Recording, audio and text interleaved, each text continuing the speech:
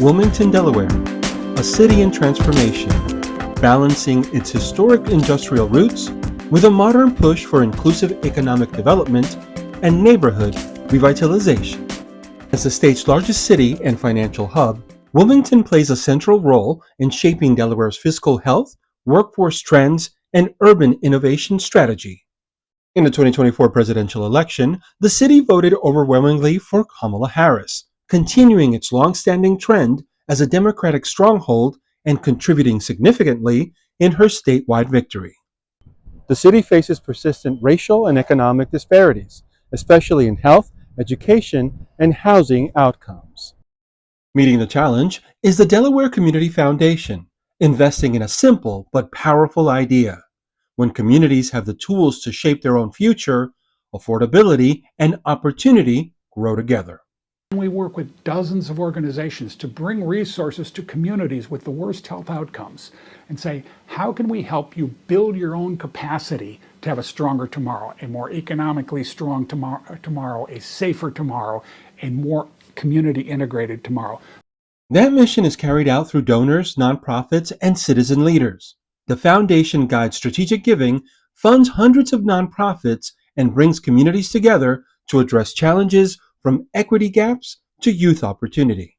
We felt like the best thing we could do was help nonprofits in our community build their resilience to navigate no matter what the scenarios played out. Our whole mission is to improve the quality of life for all Delawareans, right, through philanthropy. The depth and breadth of services has expanded to really meet the needs of who is here, living here, from newcomers to second, third generation families, and what it is that they see, the needs that they're not having met, in the private sector or in the government sector. DCF Support helps groups like La Esperanza and NeighborGood Partners drive community-led strategies that strengthen economic mobility and widen opportunity for families long left behind. I spoke with Brian Garcia, Executive Director of La Esperanza, at their office in Georgetown. The community has learned to, more than anything, has come to trust us as a resource, and also as kind of the welcoming hub. When newcomers come into the area, whether they're new to the state or new to the country, they usually come here to ask sometimes very basic questions. But it's a place where we've always opened our doors to people who are trying to figure out how they can establish themselves and integrate themselves in this new environment. Garcia has also witnessed how economic resilience has taken root in the community, especially through the creation of small businesses. Latino business owners are so prominent now because that was one of the ways for people to work. They were able to do it without needing work authorization from the federal government.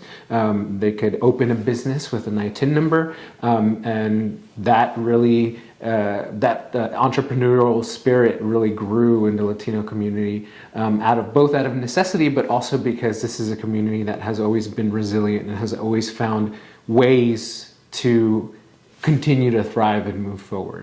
Beyond immediate support, La Esperanza is helping residents build long-term stability through education and career guidance. We also provide support in career and college counseling, really more to non-traditional students, because a lot of our population, we have folk that maybe don't have a formal education or did, but for years have been working, in either blue-collar jobs or service industry jobs, and they're looking to expand their possibilities when it comes to career and education. Estoy tan agradecida y estoy tan feliz, pues estoy recibiendo las clases del GD y eso pues me está ayudando mucho. Estoy aprendiendo a conocer mejor y hacer mejor las cosas para ser alguien. Yo sé que para alcanzar las metas nunca deja uno de aprender algo nuevo, algo mejor. Oralia Morales Gonzalez is gaining the confidence she needs to pursue new career and education pathways through a career and college coaching program. Me gustaría, primero Dios, en el futuro ser psicóloga, ayudar a mi comunidad, a las personas que necesitamos de esa ayuda y eso me gustaría y le pido a Dios que se cumple un día esa meta que sí quiero hacer un día. Quiero lograrlo primero Dios.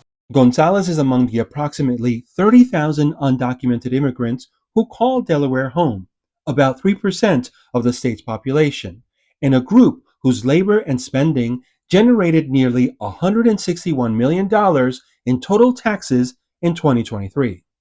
NeighborGood Partners has spent years addressing affordability through housing counseling, financial education, lending, and community development, creating a model that links stability to economic mobility. A key part of that work is fostering entrepreneurship, giving residents the tools to build and grow their own business.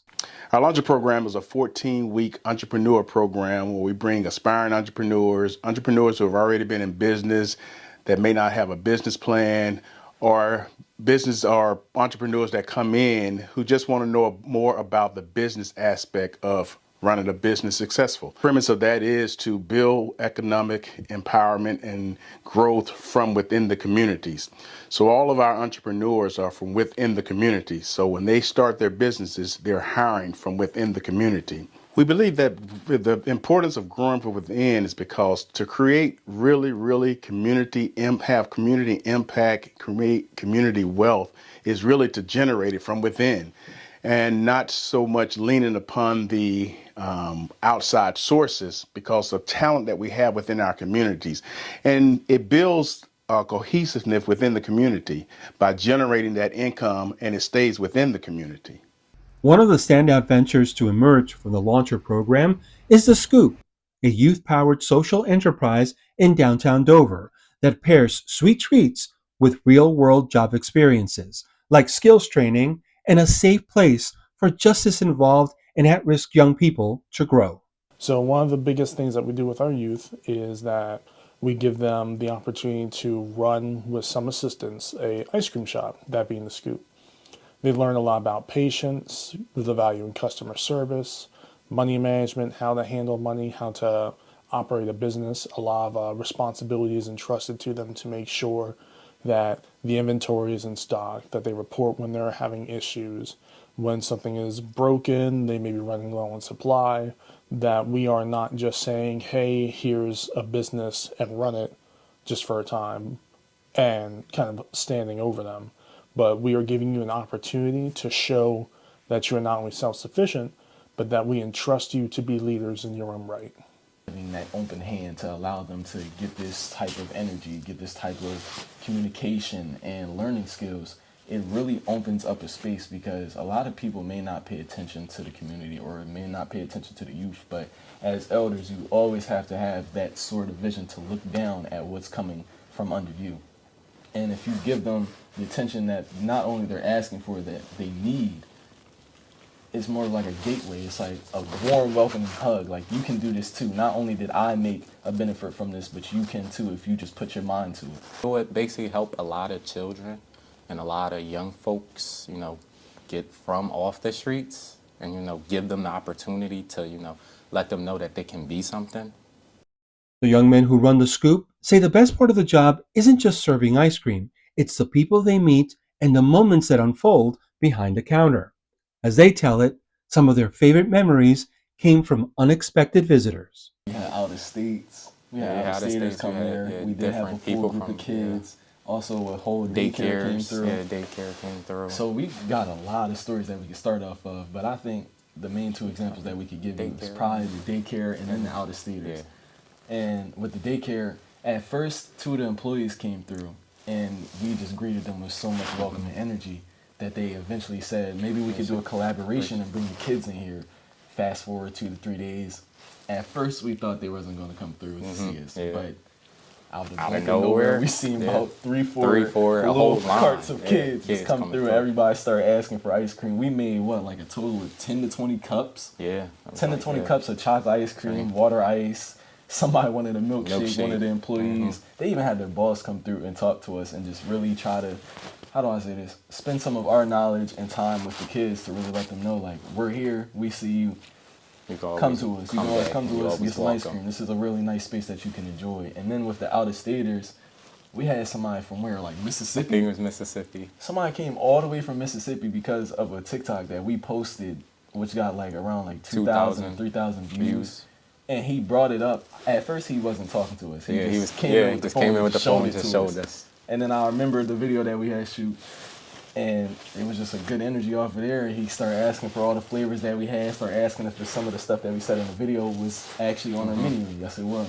It was also, remember the one boy that came in with the camera and started vlogging? Oh yeah, we also surprisingly had a collaboration with a whole nother network of a person. He does food interviews and different reviews businesses. of like different businesses, and majority of his content gets like 10K, 11K. At first, I didn't know. I thought this was just a normal customer. Yeah, I so thought it we was were doing our job. just doing our job. He did the same wanted thing that to we're bless doing us, right so now. we took He the came through the opportunity. microphone. We took the opportunity, and how do I say this? I'm not really a talkative person, but this is where the leadership skills and learning some things from the scoop came in handy with me. It really opened me up to conversation and speech and actually getting to know somebody, not just off of, oh, you hand me money and I just give you your product. I actually want to get a tad bit of you so that you know that I see you. In Dover, Delaware, Amuga Walter.